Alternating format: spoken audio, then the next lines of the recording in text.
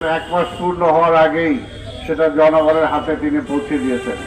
অনেকেই মনে করেছিলেন এটা কোনোভাবেই সম্ভব না, কিন্তু অবাস্তবটাকে বাস্তব করার দাবি হলো তারেক রহমান।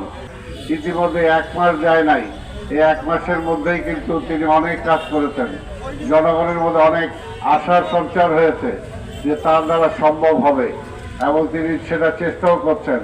আমাদের যে সমস্ত কমিটমেন্ট ছিল, আমরা মহিলাদের মহিলা কার্ড, ফ্যামিলি কার্ড, দেখেন এক মাস পূর্ণ হওয়ার আগেই সেটা জনগণের হাতে তিনি পৌঁছে দিয়েছেন। অনেকেই মনে করেছিলেন এটা কোনোভাবেই সম্ভব না, কিন্তু অবাস্তবটাকে বাস্তব করার দাবি হলো তারেক রহমান।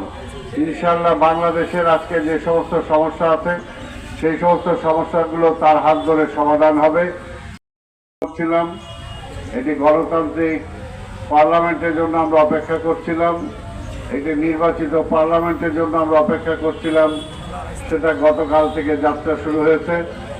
তাই আল্লাহর দরবারে শুকরিয়া আদায় করি এবং ধন্যবাদ জানাই সংসদ নেতা মাননীয় প্রধানমন্ত্রী দেশনায়ক তারেক রহমানকে।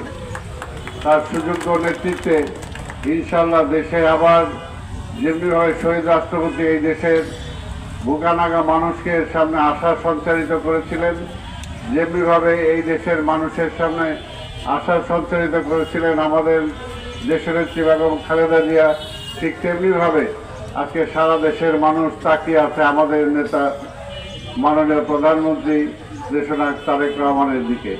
আমরা বিশ্বাস করি তাদের সুযোগ্য সন্তান এবং বিএনপির সুযোগ্য চেয়ারম্যান আজকের মাননীয় প্রধানমন্ত্রী তাদের সেই আশাকে অবশ্যই বাস্তবায়িত করতে সক্ষম হবেন।